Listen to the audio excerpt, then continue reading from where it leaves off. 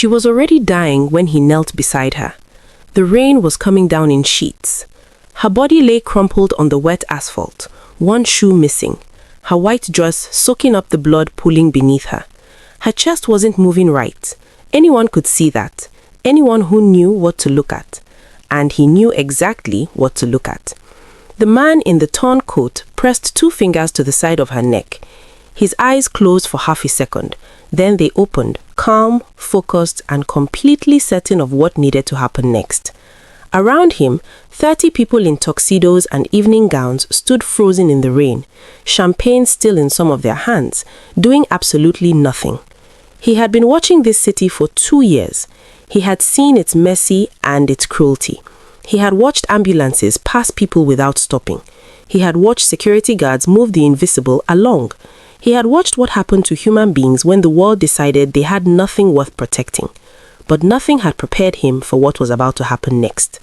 Because the man who would soon be screaming at him to get away from his daughter had no idea, none at all, that the beggar kneeling in the rain was the only reason she was still breathing. And he had even less idea of who that beggar truly was. Before we dive deeper, let us know in the comments where you're watching from. We'd love to hear from you. And if you're new here, click the subscribe button right now so you never miss any of our upcoming videos. Now let's get into this story. Alexander Whitmore did not arrive places. He descended upon them. That was how people described it. Colleagues, rivals, reporters who had spent careers writing about his rise from a modest upbringing in Cleveland to the controlling seat of Whitmore Capital, a real estate empire that stretched across 14 states and was valued as of the previous fiscal year at just under $4 billion. He walked into rooms and something in the air shifted. Lesser men stood straighter.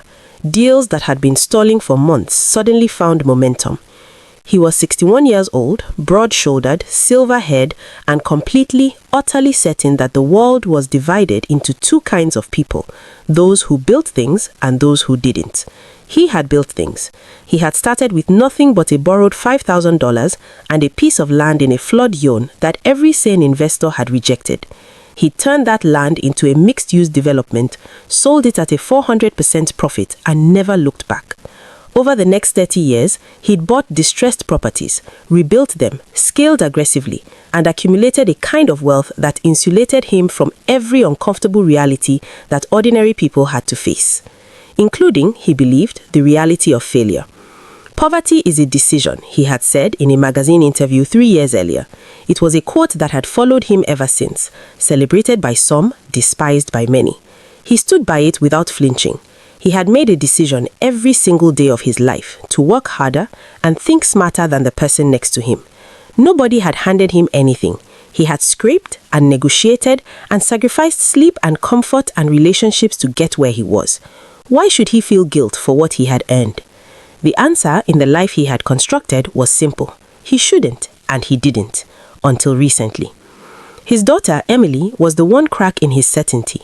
She was 17 and she was nothing like him. She had her mother's eyes, soft, dark, and patient, and her mother's instinct for seeing people the way they actually were rather than the way they presented themselves. Her mother had died of cancer when Emily was 9, and Alexander had spent the years since trying to give her everything money could provide, while quietly dreading the parts of her that money couldn't touch.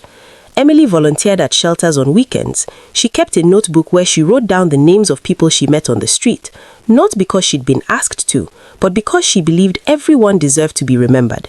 She once spent 40 minutes talking to a man outside a grocery store, missed her flight to a school trip, and came home that evening looking more at peace than Alexander had seen her in months. "You can't save everyone, Emily," he told her one evening over dinner. She looked at him with those patient eyes and said, "I'm not trying to save anyone, Dad. I'm just talking to them." He didn't know what to do with that, so he said nothing. "Not everyone without money is without dignity," she had told him another time, quietly, over the breakfast table after she had seen him brush past a man asking for change outside his building. "I hear you," he said, which was his way of saying he wasn't going to agree. "You don't hear me," she said, and went back to her toast. He sat with that for a long time afterwards, not because she was wrong, but because somewhere deep in the part of himself that he kept carefully quiet, he suspected she was right. The evening of October 14th began like every other charity gala Alexander attended, as a business event dressed up in philanthropy. The Whitmore Foundation's annual dinner raised money for urban housing initiatives, which was genuinely important work, but also generated the kind of goodwill that made city councils and zoning boards more cooperative. Alexander was honest enough for himself to know that both things were true simultaneously. Emily had asked to come. She was old enough now, and she'd been helping coordinate the donor outreach for the past 2 months. Alexander was quietly proud of that, though he expressed it mostly through practical things: a new dress, a car service, a reserved seat next to his at the head table. What he didn't know was that Emily had slipped away from the table just after the main course, texted a friend, and stepped out to get some air. The hotel faced a wide boulevard. There was a crosswalk, there were lights. There was also a driver looking at his phone. The impact happened at 43 miles per hour. The sound reached the hotel entrance before anyone could process what it meant. A shriek of brakes, then a hollow, terrible thud, and silence in the rain. By the time the valets and the door staff turned to look, a man in a torn overcoat was already running from the opposite sidewalk. He had been sitting on a grate near the hotel corner for the better part of 3 hours. Most people passing the gala looked through him. Some stepped wide. One guest, arriving earlier in the evening, had told the security guard to move him along, and the guard had approached, and the man had quietly relocated 20 feet down the block without a word. His name was Elijah Carter, but nobody at that gala knew that yet. He reached Emily in 5 seconds and went to his knees without hesitation. His hands moved to her neck, her airway, her wrist. His eyes tracked the angle of her limbs, the pallor of her face, the uneven rise and fall of her chest. He had stood in emergency rooms reading exactly these signals, and every one of them spoke to him now in a language as clear as speech. Internal bleeding, compromised airway, neurological response still present but fragile. She had maybe minutes without intervention. "Someone call 911, he said loudly without looking up.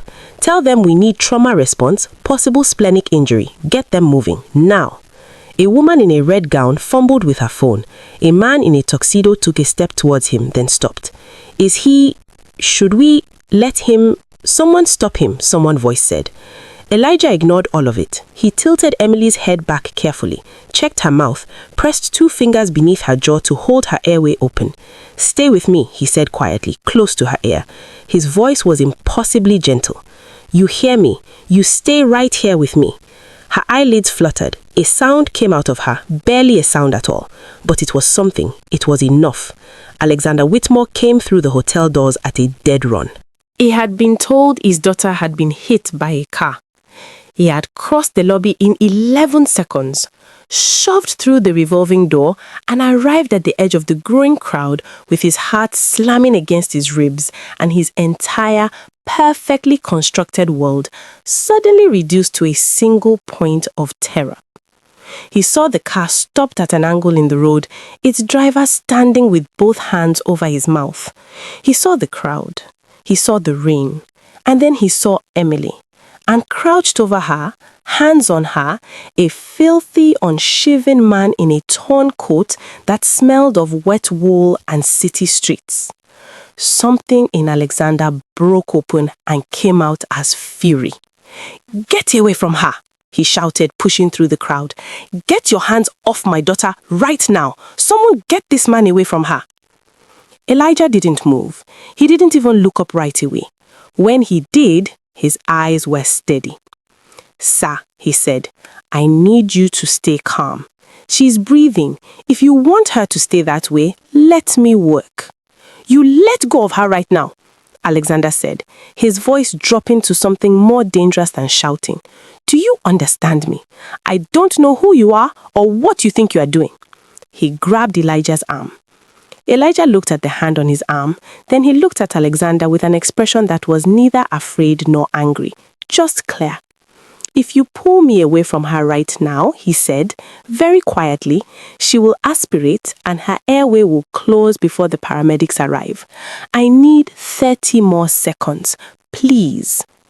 Something in the way he said it, not begging, not arguing, just stating a fact with the absolute patience of someone who had delivered difficult truths in critical rooms for 2 decades, made Alexander go still.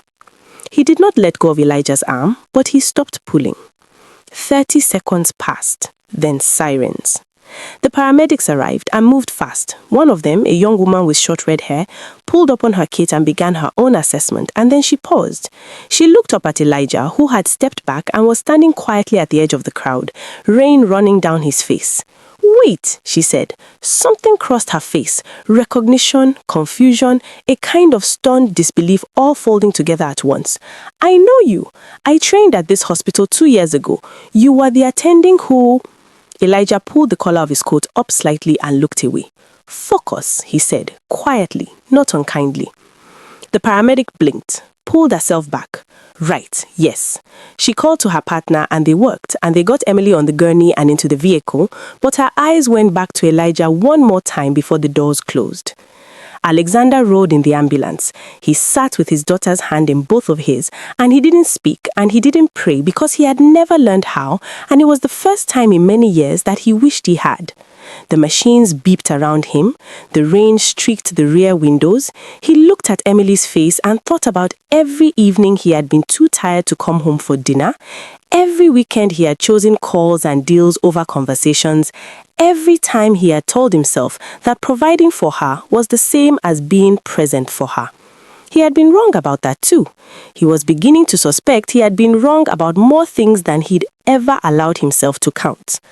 At Chicago Memorial, the attending ER physician, Dr. Renata Okafor, met him at the bay doors. She was direct and kind in the way that good emergency doctors are. She gave him information without softening it to the point of meaninglessness. "Your daughter has internal bleeding consistent with blunt abdominal trauma. We believe there's a splenic laceration. We're taking her to imaging now and will likely need surgery. I want the best trauma surgeon in this hospital on this case, and I'm going to get him." "Who is it?" Alexander asked immediately. "Dr. Carter," she said. "He's being contacted as we speak. He'll be here within an hour." Alexander paced the family waiting room for 54 minutes. He called his assistant, he called his attorney out of habit and then hung up because there was nothing legal to be done here.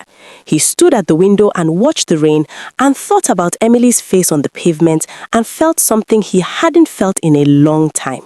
He felt helpless.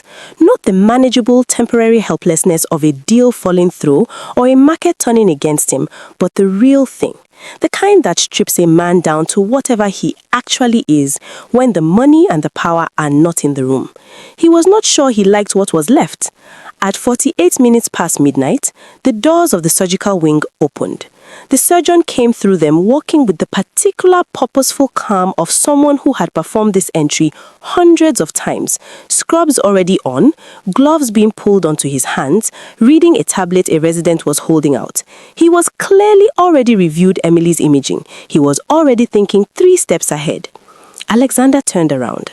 The room went completely quiet inside his head. It was the man from the street, the same face, sharp dark eyes, a short beard, that same absolute stillness that Alexander had mistaken for submission and now recognized as something else entirely, something that had its own gravity.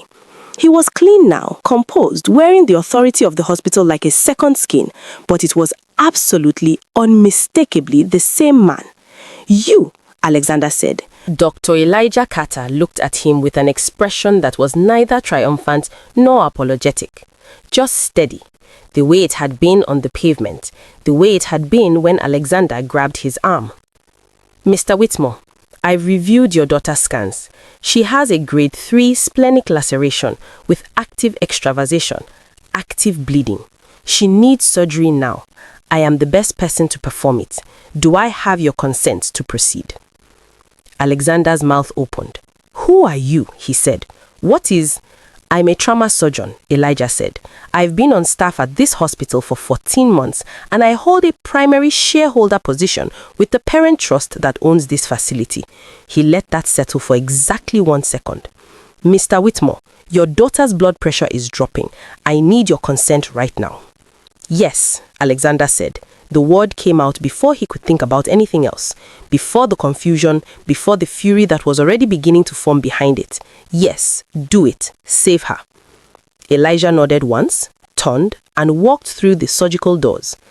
Alexander stood alone in the waiting room with the sound of those doors swishing shut, and for the first time in his adult life, he had absolutely no idea what was happening or how to control it. He sat down heavily, and he waited. If you're still watching up to now, type "I'm still here" in the comment section. This story is just getting started, and we want to know you're with us. 6 hours and 11 minutes. That was how long Emily's surgery lasted. Alexander did not sleep. He did not eat the food a nurse brought him at 2 in the morning. He sat in that waiting room and stared at the floor and turned over every dismissive thing he had ever said to Emily about the people she tried to help. Every time he had waved her compassion away like an inconvenient sentiment.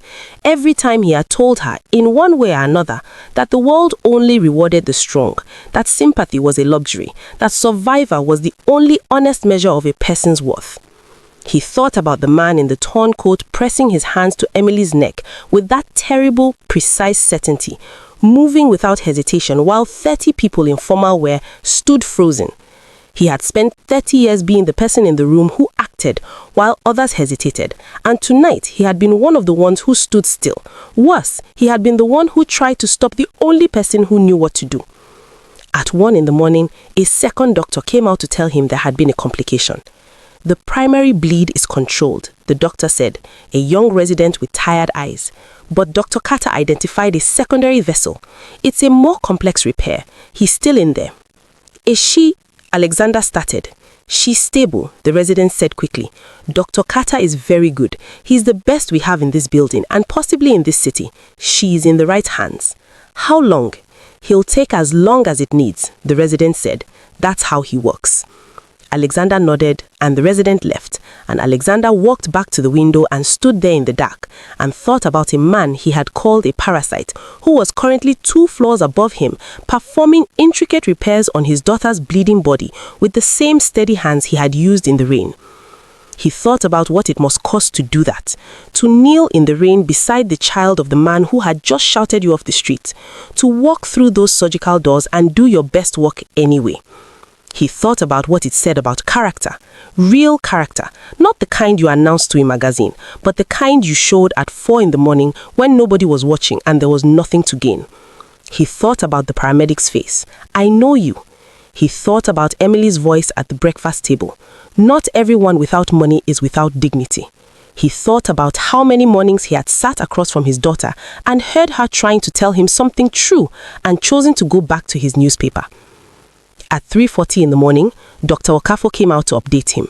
Her face was controlled in the way that hospital faces are trained to be, and for 2 full seconds he could not read it, and those 2 seconds were the longest of his life. She's stable, Dr. Okafo said. Dr. Carter is still closing. There was a secondary vessel that required additional repair. It extended the surgery significantly, but he addressed it completely. She's going to make it through, Mr. Whitmore.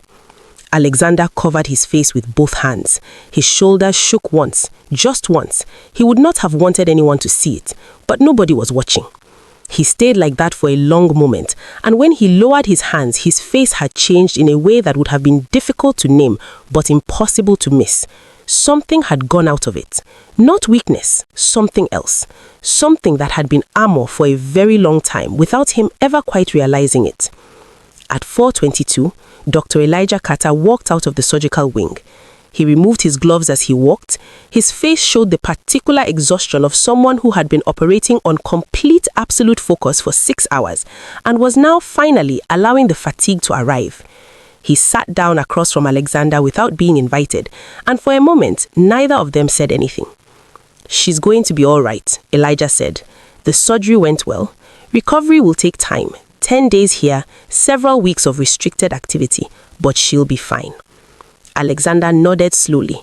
He was looking at his hands. I owe you an apology, he said at last. You owe me several, Elijah said. There was no bitterness in it, just accuracy. I want to understand, Alexander said. What were you doing out there? Why were you... He stopped, trying to fit what he knew into what he understood, and finding that a fame that he had built his entire life inside was nowhere near large enough. Elijah was quiet for a moment. Then he leaned back in the chair and started talking. He had been born in Detroit, third of 4 children, to a mother who worked 2 jobs and a father who read to them every evening when he was home. He earned a scholarship to Northwestern and then Feinberg School of Medicine, graduated near the top of his class, trained in trauma surgery because emergencies were where he was made to work. For 15 years, he had been one of the most respected trauma surgeons in the Midwest. He had built a department. He had trained residents who now ran their own departments. He had saved, by conservative estimate, over 3,000 lives. His wife, Maya, had been a school teacher in Pilsen. They met at a literacy fundraiser. She made him laugh in a way nobody else ever had, and she made him think harder about the world than a lifetime of medical training had managed to do on its own. She used to say that the most important thing a person could learn was how to stay curious. Curious about other people, about why things were the way they were, about whether they had to stay that way. She believed with a conviction that was completely free of naivety that most people were trying their best with what they had. She saw the best in everyone, including Elijah, particularly on the days when he couldn't find it himself. He had loved her with the kind of thoroughness that reshapes a person. After she was gone, he would sometimes catch himself reaching for the phone to call her when something happened that he knew would have made her laugh. It took almost a year before he stopped doing it. 8 years ago, Maya had collapsed in her classroom. Cardiac emergency, and arrhythmia nobody had known was there. The ambulance took her to the nearest private hospital, a facility that had recently been acquired by an investment group as part of a commercial restructuring deal. The emergency room staff initiated her intake, and then, following the newly installed admissions protocol, they paused treatment to confirm insurance and request an upfront payment deposit. They paused for 19 minutes. The window for intervention closed. Maya Carter died at 3:15 on a Tuesday in November. Elijah was in surgery when she arrived. He got the call 90 seconds after she was gone, still in his scrubs, hands still carrying the residue of the work that had kept him from being there. He sat across from Alexander now, and his voice did not break as he said any of this. He had done that work in the years since, the grief, the rage, the long and lightless tunnel of loss. He had come out the other side carrying a question that had not left him since. How many people die, not because medicine fails them, but because money gets in the way of medicine? He began researching. He began visiting shelters and warming centers and soup kitchens, not as a donor, but as an observer. He wanted to understand systematic neglect from the inside, not from the comfortable distance of a conference paper or a charitable board meeting. He started spending nights in different neighborhoods, in old clothes, sitting with people who had no reason to perform for him. He listened to stories that never made the news, stories of people who had held good jobs and lost them to illness, whose savings had run out paying medical bills, who had fallen through every gap in every system that was supposed to catch them. He listened to a 42-year-old woman who had been a registered nurse, an actual nurse, until a car accident left her unable to work and the hospital she'd served for 11 years declined to cover her treatment costs under their liability policy. He took notes. He took a lot of notes. And slowly, from the ground up, he built the framework for a foundation that he intended to be the thing he wished had existed when Maya needed it. The hospital this facility replaced, Elijah said, the one that was demolished and redeveloped about 10 years ago to build this complex, he paused. That was Mercy General. The acquisition that restructured it was handled by a company called Lakeshore Capital Partners. He looked at Alexander with steady eyes. You absorbed Lakeshore in a portfolio deal 6 years ago. Their holdings and their liabilities became yours. The silence in the waiting room was complete. Alexander said nothing for a long time. I didn't know about your wife, he said finally. His voice was quieter than it had been all evening. I didn't know. I know you didn't. Men like you rarely know the specifics. That's the actual problem. It isn't usually malice. It's distance. The capacity to make decisions about other people's lives without ever being in the same room as what those decisions cost. I called you a parasite while you were keeping my daughter alive. Yes. In front of 30 people. Yes. Another long silence. The hospital breathed around them. The soft drone of equipment, a distant page on the intercom, the sound of a door closing somewhere down a corridor. My daughter has told me for years that I don't hear her. She's told me that I see people as categories instead of individuals. She said things to me at dinner tables that I haven't given 10 seconds of honest thought to. He paused. Tonight, I watched a man I'd insulted spend 6 hours in a surgical suite keeping her alive. I have a lot of things to think about. She's an extraordinary young woman, I know that. Not just from tonight. She came to the Morrison Street shelter about 8 months ago on her own. Started coming Saturday mornings to help serve breakfast. She never gave her last name. She didn't want any distinction. She just showed up and worked. Alexander was very still. 3 months ago, Elijah continued, a man at that shelter had a cardiac episode in the alley behind the building. Your daughter called 911, kept him calm and talking, and ran to flag down the ambulance when it came. The paramedics told me later that if she had hesitated or panicked, that man would not have survived. He looked at Alexander steadily. Emily has already saved a life. Did you know that? Alexander shook his head slowly. She never told me. She doesn't do it for the telling, Elijah simply said. Alexander stood and walked to the window. The rain had stopped. The city was beginning to shift toward dawn, that grey, uncertain light that comes before color returns. The foundation you are building, Elijah said, the Medical Access Trust, what does it need? Elijah said, infrastructure, leverage with hospital systems and insurers, political relationships with city and county health authorities, the kind of institutional weight that doesn't come from good intentions alone. And money, Alexander said, that too. Alexander turned around and looked at Elijah Carter, the man he had shoved away in Bahrain, the man who had spent 6 hours preserving his daughter's life, the man who had chosen to watch the world from the sidewalk because he had decided it was the only honest place left from which to see it clearly. I want to be involved, Alexander said, not as a donor. That's too easy. I want to be involved, the way that means sitting in rooms with consequences, being accountable for outcomes. Elijah studied him for a long moment. That will be harder than writing a check, Alexander said. Good. You meet people you've spent your life training yourself to not see. I know. Why? Elijah asked, genuinely, not as a challenge.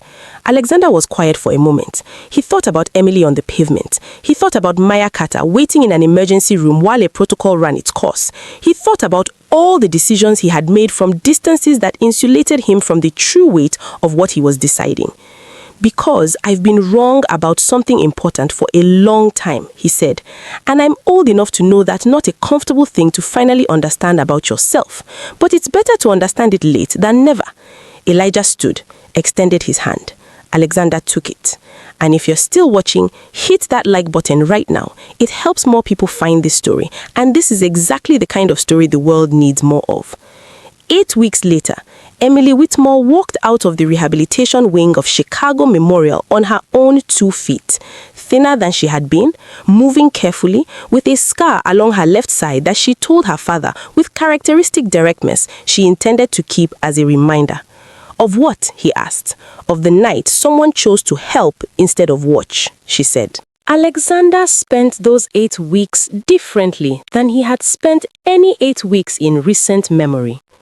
He attended 3 community board meetings for the Carter Medical Access Foundation in church basements and community centers, and he sat there at folding tables and listened to ER nurses and social workers describe in plain, unvarnished language exactly what it meant when people could not get the care they needed. He visited Morrison Street shelter twice. The second time, he helped serve breakfast.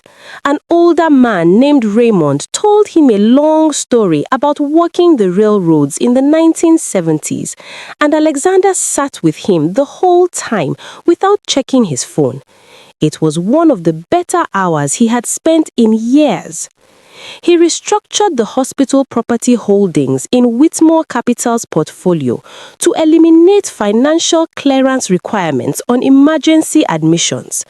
2 board members objected on liability grounds. He overruled them, put the policy in writing, and added it to the company charter. Then he called his attorney and instructed him to review every other property in the portfolio for similar protocols and report back within 30 days. He called Emily every day she was in the hospital. Real calls where he asked how she was feeling and actually waited to hear the answer without jumping to solutions or reassurances.